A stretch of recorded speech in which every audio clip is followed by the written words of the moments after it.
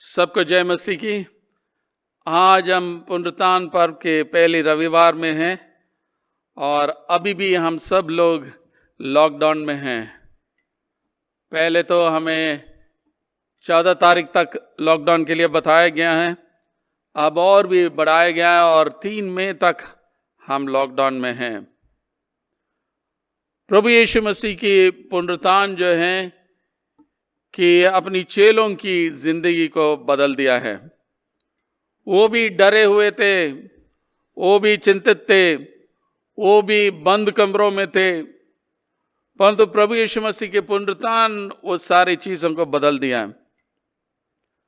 और आज भी हमारे जीवन में हम देखते हैं कि इस कोरोना पैंडेमिक जो हमारी चारों तरफ है, हमें बंद करके रखा है, परंतु इसकी मध्य में जो है प्रभु यीशु मसीह के पुनरुत्थान के माध्यम से हमें आनंद और शांति, सामर्थ और नया जीवन दिया गया है। यही हमारा थीम है आज का। प्रभु यीशु मसीह के पुनरुत्थान के माध्यम से आनंद और शांति, सामर्थ और नया जीवन दिया गया है। आनंद जो है विजय का एक प्रतीक है और हमारी दिल भर जाता है, इस आनंद से भर जाता है जब हम पुनरुत्थान के बारे में सोचते हैं। एक कहानी है कि नेपोलियन की जनरल जिसका नाम मसीना था, एक दिन जो है कि 18,000 सैनिकों के साथ ऑस्ट्रिया में एक छोटा सा शहर को कब्जा करने के लिए गया है। और वो शहर बहुत ही छोटा शहर था, उनके पास सैनिक नहीं था और इसलिए सारे काउंसिल के जो बुजुर्ग थे वो सब मिलकर सोच रहे थे कि हम अपने आप को सरेंडर करें। परंतु उस काउंसिल के अंदर एक बहुत बुजुर्ग पासवान था। उन्होंने बोला कि हमारी ये पुनरुत्थान की समय है, ईस्टर का सीजन है और हम अपनी इबादत को करेंगे और चर्च की घंटी को बजाएंगे और हम देखते हैं सारी चीज़ों को हम खुदा के हाथों में समर्पण करेंगे और खुदा हमें बचाएगा। तो लोगों ने सोचा कि हम यही करेंगे, इसमें हमारे लिए कोई नुकसान नहीं है और इसलिए उस चर्च का घंटी को बहुत जोर जोर से बजाया है। और जब उन्होंने इस घंटी को इतना जोर से बजाया कि फ्रेंच की जो फौज थे उधर, उन्होंने सोचा कि कोई और फौज इनको मदद करने के लिए आ गया, ऑस्ट्रिया की फौज आ गया है और इसलिए वो डर के मारे जितने भी आए थे 18,000 लोग, वो सब वापस चले गए हैं। यानी ये आनंद की घंटी जो इन्होंने बजाया है जब ये फौज आया है, उसकी वजह से जो है कि सारे के सारे भाग गया है। और कई बार जो है कि हमारी जीवन में भी ये आनंद की घंटी जो है हम बजाना है।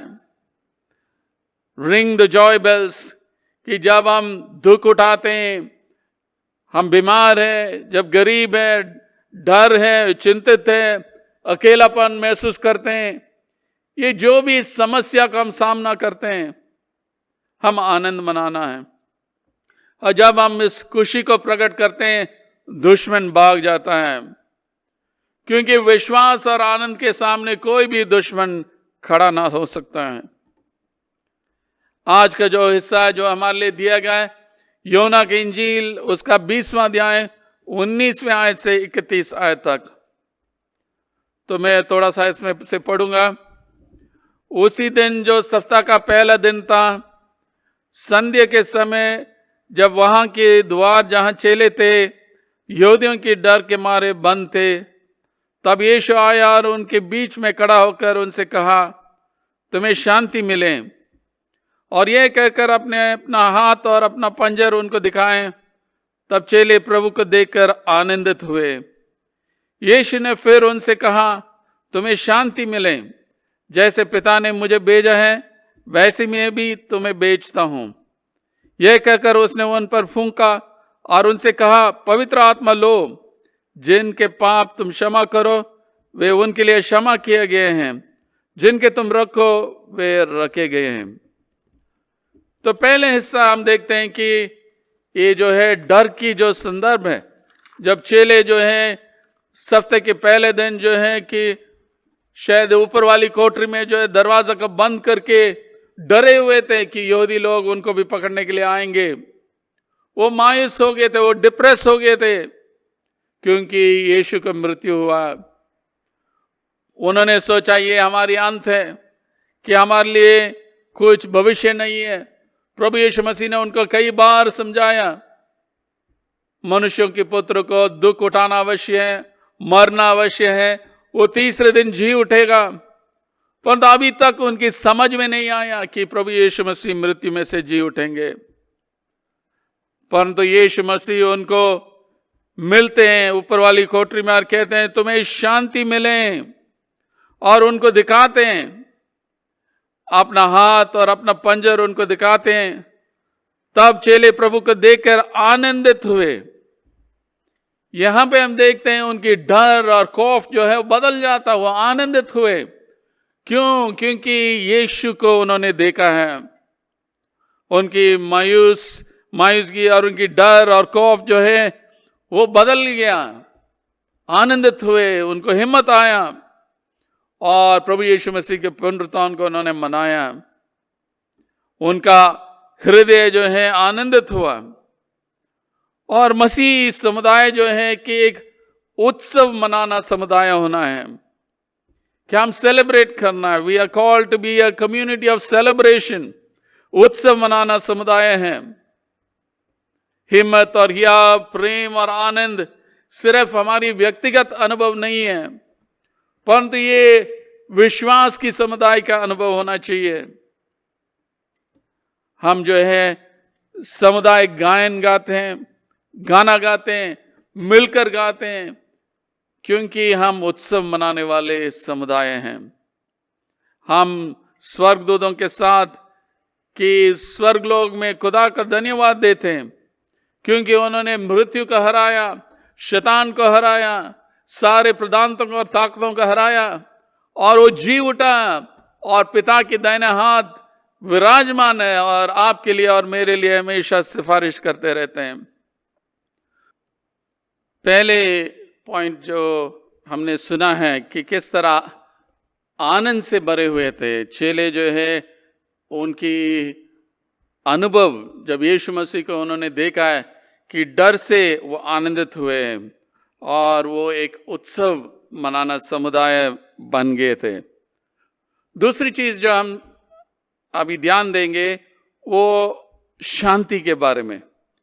प्रभु यीशु मसीह के पुनरुत्थान के द्वारा हमें शांति मिलता है, और ये शांति जो है 3 तरह की शांति है।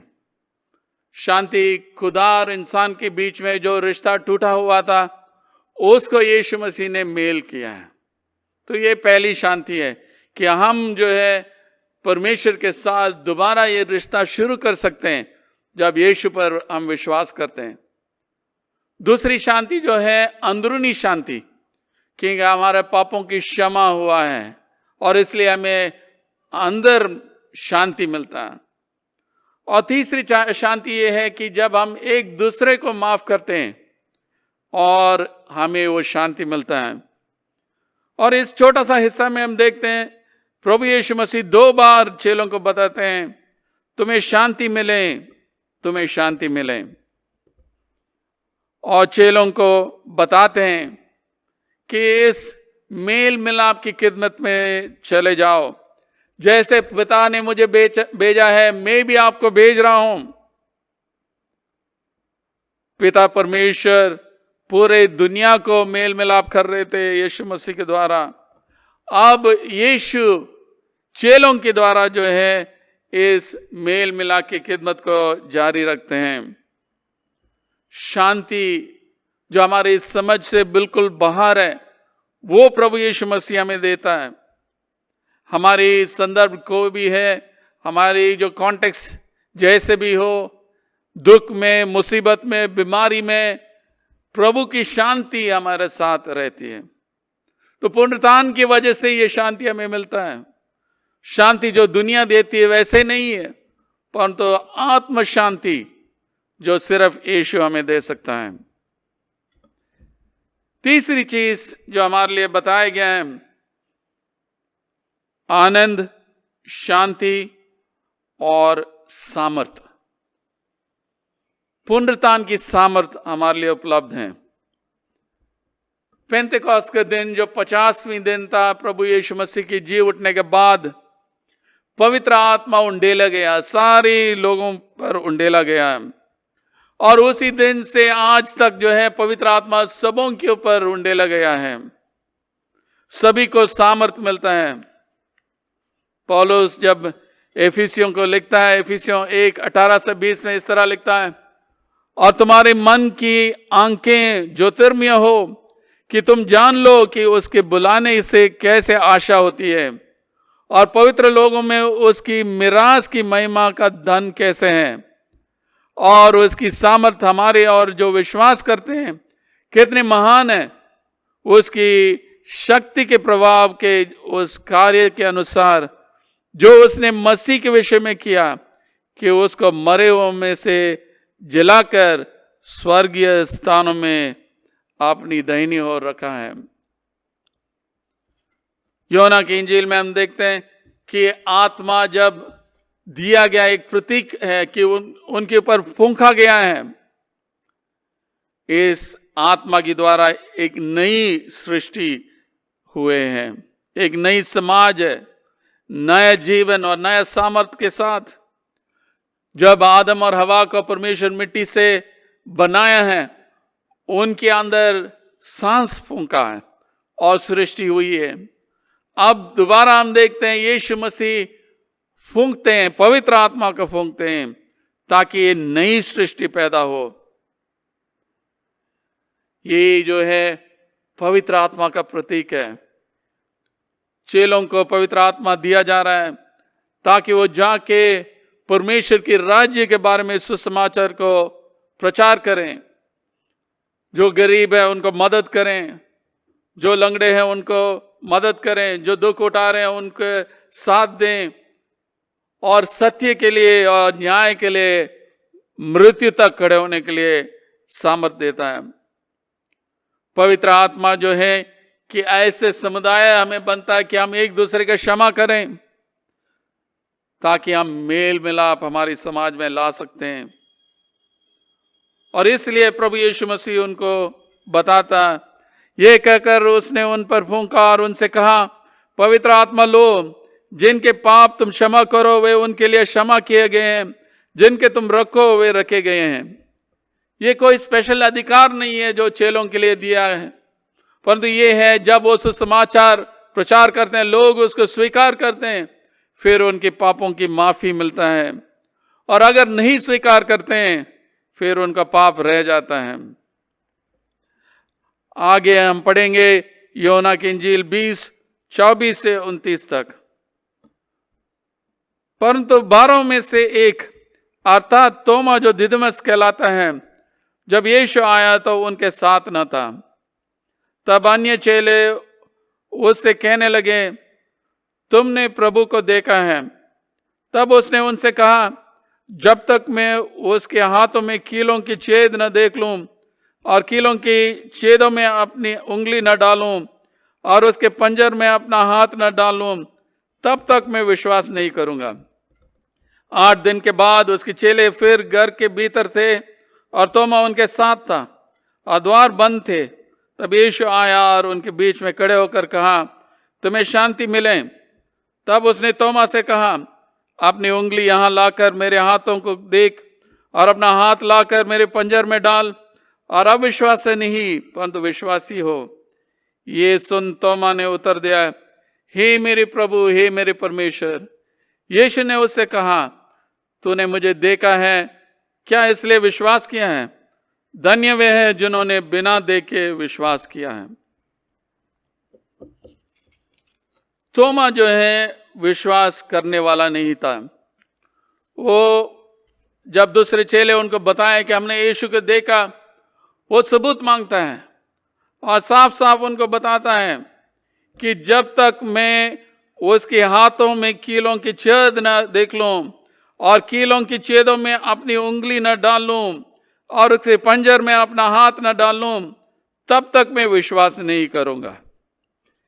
यानी मुझे सबूत चाहिए, मेरी आंखों से देखना है, मैं छू के देखना है, तभी मैं विश्वास करूंगा। 8 दिन के बाद यीशु वापस आया और तोमा का बता दो, आओ तोमा देखो, और कहा अपनी उंगली यहां लाकर मेरे हाथों को देख और अपना हाथ लाकर मेरे पंजर में डाल, और अविश्वासी नहीं परंतु विश्वासी हो। तोमा विश्वास करने के लिए तैयार नहीं था, परंतु जब यीशु मसीह अपने आप को प्रकट किया उन्होंने विश्वास किया। परंतु यीशु ने कहा कि धन्य है जिन्होंने बिना देखे विश्वास किया। तो इसलिए एक विश्वास की बुलाहट है, विश्वास की बुलाहट हमारे लिए दिया गया है।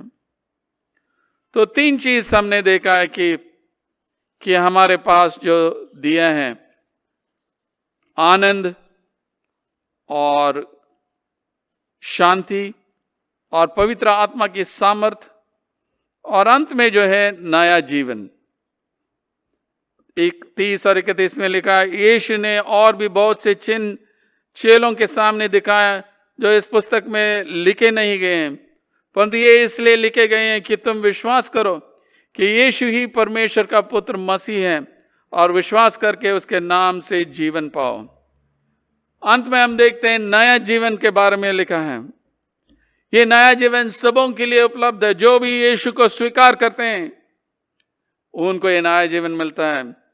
यूहन्ना की इंजील में बताया गया है कि जब तक आत्मा से नया जन्म नहीं लेते हैं कि परमेश्वर के राज्य को हम अनुभव नहीं कर सकते हैं। और हर एक व्यक्ति जो है इस नए जन्म को स्वीकार करना विश्वास के द्वारा, ताकि हम परमेश्वर के संग संग चलें। और ये नया जन्म पवित्र आत्मा के द्वारा ही हो सकता है।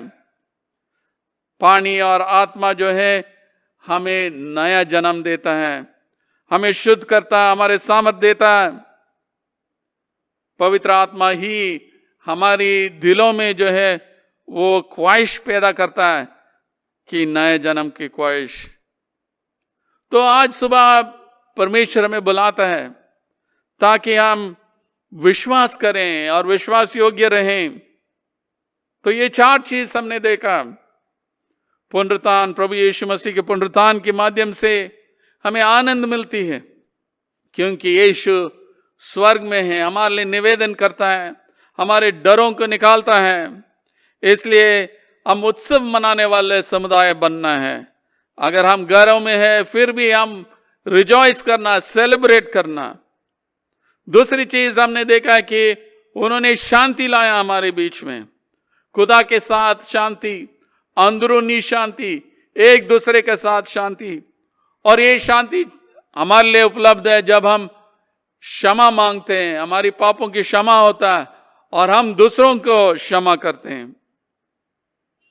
तीसरा चीज हम तोमा की जीवन में देखा है कि परमेश्वर अविश्वास से विश्वास की ओर से हमें बुलाता है। अंत में हमें नया जीवन के लिए हमें बुलाता है, जो नया जीवन हमारे लिए दिया गया है। ये 4 चीज मैं आपके सामने छोड़ना चाहता हूं। आज हम इस नया जीवन को स्वीकार करें ताकि हमारे जीवन बदल जाएं, हमारे डर दूर हो जाएं। परमेश्वर हमें सामर्थ्य दें ताकि हम इस नया जीवन में प्रवेश करके अंत तक विश्वास योग्य रहें। प्रभु आप सबको आशीष दें। आमीन। परमेश्वर, हम दोबारा इस वचन के लिए धन्यवाद देते हैं। आपकी पुनरुत्थान के माध्यम से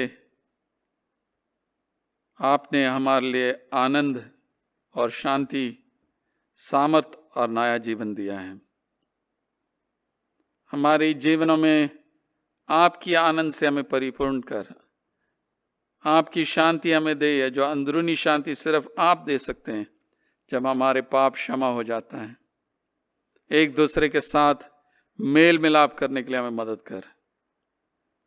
हम धन्यवाद देते हैं कि पवित्र आत्मा की सामर्थ आप हमें दिया है, वही सामर्थ जिसके द्वारा मसीह को मृत्यु में से जिलाया गया, वही सामर्थ हर एक विश्वासी को आपने दिया, उस सामर्थ को हमारे जीवन में इस्तेमाल करने के लिए मदद कर।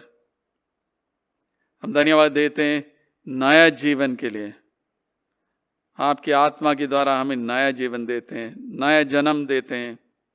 परमेश्वर इस नए जीवन को हम अनुभव करने के लिए मदद कर। अपनी आत्मा से अभिषेक कर, और जैसे हम इस लॉकडाउन में है परमेश्वर, तो आपकी आत्मा से हमें प्रोत्साहन दे, ताकि हम सच में आपके वचन और आपकी आत्मा के द्वारा हमारे जीवन बिताएं। ये सब प्रभु यीशु मसीह के नाम से मांगते हैं, आमीन।